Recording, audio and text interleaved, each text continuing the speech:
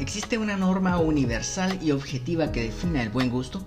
¿Es el gusto un reflejo colectivo de las condiciones sociales o culturales o es un fenómeno personal inherente al individuo? ¿Es el valor económico de un objeto o experiencia el factor determinante para el buen gusto? Hola, mi nombre es Fausto Rosales y bienvenidos a un video más de Noches al Filo.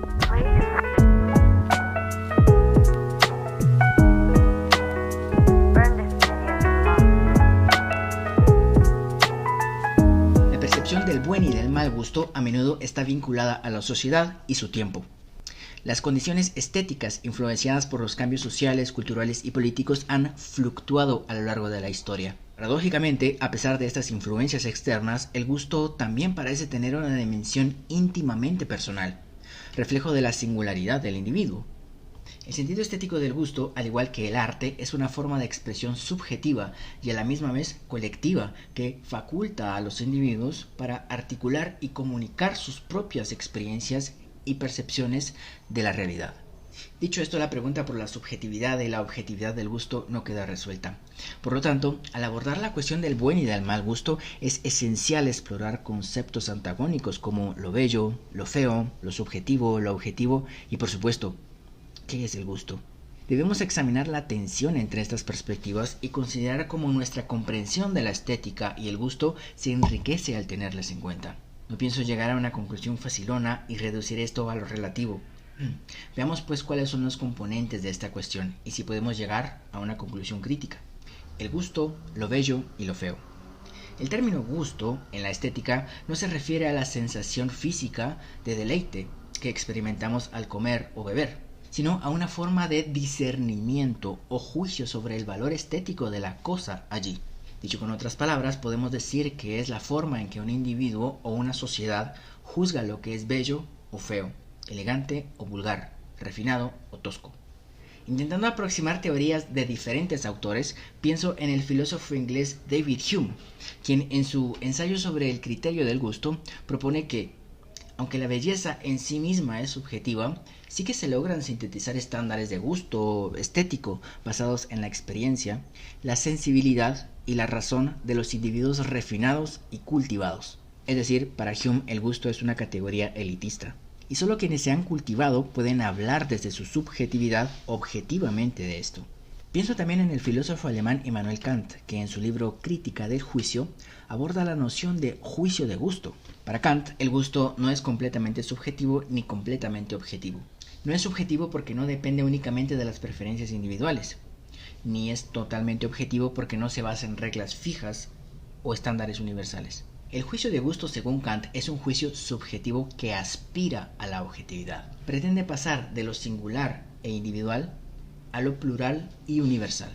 Cuando decimos que algo es bello, no estamos expresando simplemente un gusto personal, sino que estamos haciendo una afirmación que debería ser válida para todos. Debería. Es decir, esperamos que los demás compartan nuestro juicio. Adelantándome un poco más a la historia, pienso en Theodor Adorno, quien argumentó que la verdadera belleza en el arte moderno reside en su capacidad para desafiar y criticar las normas y estructuras sociales existentes. Por lo tanto, no puede ser juzgada con los estándares tradicionales de gusto. En ese sentido, el gusto en la sociedad moderna está moldeado por las fuerzas del mercado y la industria cultural, lo que resulta en una estandarización y homogeneización de las preferencias estéticas. Según Adorno, esto socava la capacidad del individuo para expresar de forma genuina y autónoma la belleza. Otro ejemplo que nos puede ayudar a conceptualizar el gusto es el de Pierre Bourdieu, sociólogo francés del siglo XX, en su texto La Distinción.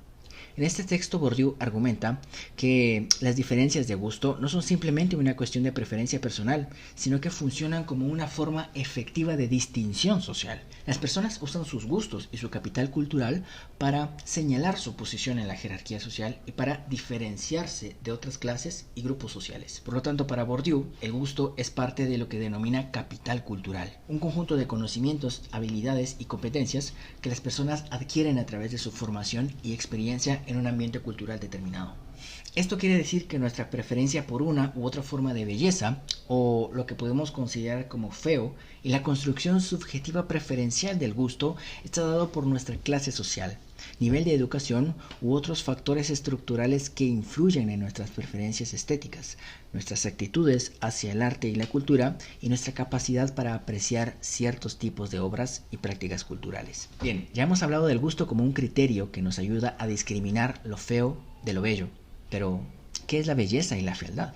De la belleza podemos decir en términos generales que es una característica que produce una experiencia placentera o satisfactoria. Algunos de los temas que podemos relacionar con la belleza pueden ser la simetría, la proporción, la armonía, la unidad o la complejidad. Un ejemplo interesante de esto dentro de la filosofía puede ser la perspectiva de Hegel. La estética de Hegel se centra más en el desarrollo del arte y la belleza y menos en la noción del gusto per se. Por ejemplo, para Hegel, la belleza es la expresión sensible de la idea, que es el concepto de la realidad y la razón, o el espíritu absoluto manifestado en el mundo físico. En otras palabras, la belleza es una manifestación sensible de la verdad filosófica. La belleza está vinculada con la comprensión filosófica y espiritual, en una partícula específica de la historia.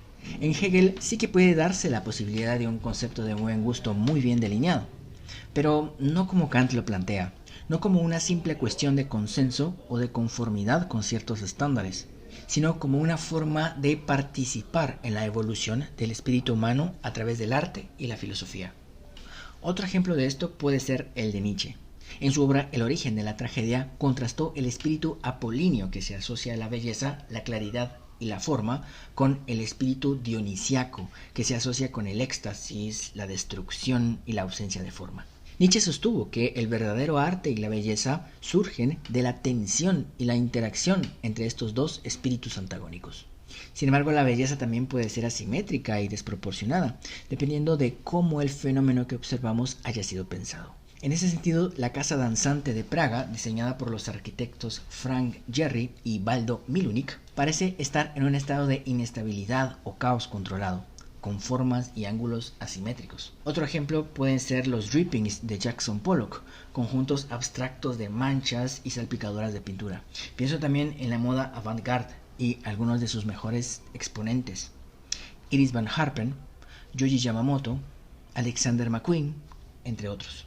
Podemos decir entonces que los temas propios de la belleza suelen ser la iluminación que remarca la armonía, la lozanía, la sensación de asombro sereno, la frescura, cierta soltura y dinamismo y la liberación de complejos. Por otro lado, la fealdad es a menudo definida en contradicción con la belleza, es decir, como aquello que se considera desagradable, repulsivo, discordante o que produce una respuesta negativa de rechazo.